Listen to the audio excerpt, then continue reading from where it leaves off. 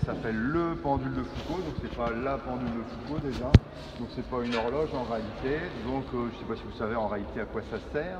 Vous êtes venu voir quoi là? Et madame? Pardon? Alors il y a un rapport avec la Terre, alors c'est vrai que la gravité, on va dire que c'est ça qui lui permet de, c'est ça qui lui donne son énergie, on va dire. Par contre, qu'est-ce que ça prouve cette expérience? C'est hyper important dans l'histoire des sciences et des techniques, puisque ce que vous avez là, c'est la première preuve visible de la rotation de la Terre. Donc c'est quand même une date importante.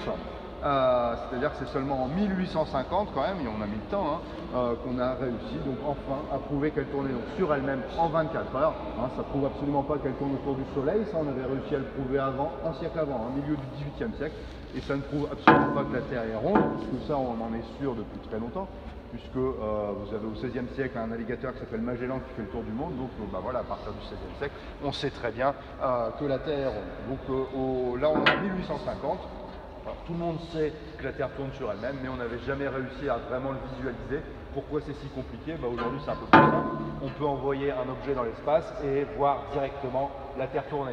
Évidemment, à l'époque, c'est impossible. Donc, comment vous voulez voir qu'elle tourne alors que vous êtes dessus et que vous tournez en même temps et vous vous en rendez pas compte?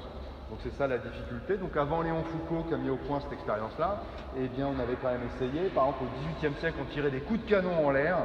Et on espérait qu'entre le moment où le boulet part et le moment où il retombe, vu que la Terre elle est censée bouger pendant ce temps-là, qu'est-ce qui se serait passé pour être prouvé que la Terre tournait? Tout simplement, il serait tombé à terre. Voilà, ça ne va rien donner du tout. Et donc c'est pour ça qu'il faudra attendre les travaux de M. Foucault pour avoir la preuve attendue depuis très longtemps. Et donc lui, ce qu'il fait Foucault, c'est qu'il se sert d'un instrument qui est déjà connu depuis très longtemps, donc le pendule, 17e siècle, le pendule, sauf qu'il va le modifier pour lui apporter des propriétés supplémentaires. Donc à la base, c'est quoi un pendule? C'est l'objet en physique le plus simple qu'on puisse imaginer. Vous avez juste trois parties, une masse suspendue à un fil, lui-même accroché par un point de fixation. C'est tout. Et donc quelles sont ses propriétés? Vous le savez, plus il est grand le pendule, plus il va mettre de temps entre chaque passage. Donc la taille vous donne la durée. Du coup, on va voir si vous avez l'œil. Combien mesure-t-il? 20 mètres, c'est pas mal, madame. Effectivement, il fait 18 mètres de haut, je suis pas loin.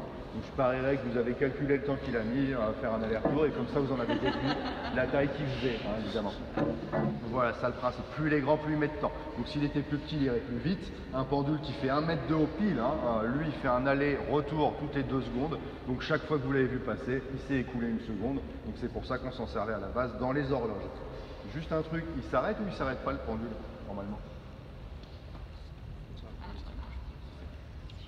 Oui, alors dans l'absolu, il garderait toujours la même énergie, sauf que bon, ça c'est pas possible en réalité, puisque vous avez autour de lui déjà les frottements de l'air qui le ralentissent. Donc là en 2 heures il est entièrement à l'arrêt, et même si on faisait le vide autour, il s'arrêterait quand même un moment, puisqu'il est quand même accroché quelque part. Donc il y a des frictions aussi qui se font au niveau du point d'accroche. Donc en fait le mouvement perpétuel ça marche pas, donc il va s'arrêter au bout d'un moment. Bon. Donc ça c'est le pendule classique. Après le pendule de Foucault, c'est quoi la différence? En fait, il faut que la masse que vous suspendez, elle soit la plus lourde possible par rapport à son fil. Donc là c'est une sphère quand même de 18 kg, l'air de rien. C'est du laiton, donc vous tirez du zinc autour et du plomb à l'intérieur pour l'alourdir. Et un seul point d'accroche, vous lisez, et il faut bien le soigner, histoire que le fil puisse s'orienter librement à l'intérieur de son support et qu'il n'y ait pas de torsion. C'est ça le plus dur à faire, si vous voulez en construire un chez vous. En plus, il faut un haut plafond quand même. Et donc tout ça réuni, ça fait que le pendule, c'est pas grand chose là. Ça fait que le pendule il a une propriété supplémentaire qu'on n'a pas sur l'horloge, c'est que lorsqu'on le lance, en fait qu'est-ce qui se passe? Je crois que c'est assez visible. En fait, le fait que sa masse soit la plus lourde possible et qu'il n'y ait qu'un seul point d'accroche, ça fait que la trajectoire du pendule devient indépendante de son support. Il garde toujours la même direction. Sauf que, qu'est-ce qui va se passer, je l'espère, ce qui nous joue des tours en ce moment, c'est que le pendule, pour l'instant, qui passe à côté des quilles, vous allez le voir progressivement s'en rapprocher. Donc nous, on l'aura vu tourner progressivement dans le sens des aiguilles d'une montre. Sauf qu'en vrai, c'est pas lui qui se déplace, puisque lui garde toujours la même direction. Donc si c'est pas lui qui se déplace, c'est quoi? Forcément il y a autre chose qui a bougé, donc c'est pas lui qui se rapproche des quilles, c'est les quilles qui se rapprochent du pendule. Sauf qu'on ne fait pas tourner les tables, on n'est pas de la sorcellerie. Donc c'est en fait la Terre qui tourne dans l'autre sens et qui rapproche au fur et à mesure les quilles de la trajectoire du pendule. Ça va, c'est clair? Ouais. Voilà, j'espère que ça va tomber, parce que c'est ça. vais le relancer peut-être. Voilà, donc c'est aussi simple que ça. Après, alors en vrai, c'est un peu plus compliqué quand même. Parce que logiquement, il est censé mettre combien de temps le pendule à faire tout le tour? Normalement, c'est juste ça. Bon, 24 heures, c'est fait normalement. Hein. Si vous revenez demain à la même heure, il est censé avoir fait, de notre point de vue, un tour complet. Sauf que, en fait, pas du tout. En fait, il n'y a que 2 endroits dans le monde où il met vraiment 24 heures. Je vous laisse trouver, c'est facile, je dirais. Pôle Nord, pôle Sud. Voilà. Pourquoi juste au pôle Nord et au pôle Sud? Parce que les pôles, par définition, sont les 2 seuls points par où passe l'axe terrestre. Donc c'est les 2 seuls points au monde où en fait la Terre elle tournerait autour du pendule de Foucault si on l'avait suspendu là-bas. Donc le point de fixation il ne bouge pas. Sauf qu'ici évidemment l'axe terrestre ne passe pas du tout sous le pendule. Donc c'est pas la Terre qui tourne autour du pendule de Foucault, il y a aussi le point de fixation qui est en rotation également. Et vous le savez, pour faire un tour sur nous-mêmes à la latitude de Paris, on tourne quand même relativement vite, on tourne à peu près à 1000 km/h, hein, puisqu'il y a 25 000 km à faire en 24 heures. C'est pas le maximum les jeunes, où est-ce qu'on tourne le plus vite sur la planète Terre? Alors pas au pôle, hein, puisqu'on tourne pas au pôle. Bah, l'inverse, à l'équateur, parce que là tu as quand même 40 000 km à faire, toujours dans la même durée, 24 heures, donc tu tournes à 1600 km/h, ça y est. Donc plus on va s'éloigner du pôle, plus le point de fixation du pendule va tourner vite, et plus il y a un effet supplémentaire qui va intervenir, qui va contredire tout ce que je disais au début. Ce que je disais au début, ça n'est valable qu'au pôle. Partout ailleurs, il est dévié sur sa droite dans l'hémisphère nord, sur sa gauche dans l'hémisphère sud. Et plus on s'éloigne des pôles, plus il est dévié à droite, donc plus il met de temps. Donc ici à Paris, il met 32 heures, vous l'avez lu, hein, et si on l'installait à Marseille, 33 heures. Alors ça, cet effet-là qu'il dévie sur sa droite, vous en avez peut-être déjà entendu parler. Je suis sûr que si, c'est le même effet qui est censé dévier l'eau de votre lavabo dans le sens des aiguilles d'une montre dans l'hémisphère nord, dans l'autre sens de l'hémisphère sud. Ultra connu, alors c'est une légende urbaine hein, par contre, ça marche pas vraiment, c'est pas la peine de vous remplir une baignoire ce soir pour tester, mais c'est ce qu'on appelle, vous savez, l'effet Coriolis. L'effet Coriolis, c'est ce que vous voyez aussi à la météo, hein. C'est ce qui fait que les masses d'air s'enroulent dans un sens dans l'hémisphère nord, dans l'autre sens dans l'hémisphère sud.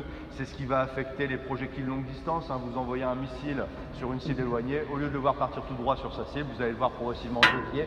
Entre le moment où vous avez lancé le projectile et le moment où il est censé atteindre sa cible, qu'est-ce qui s'est passé? Bah, la cible elle est partie, hein, puisqu'elle tourne avec la Terre. Donc pour l'observateur, lui il voit l'objet dévié.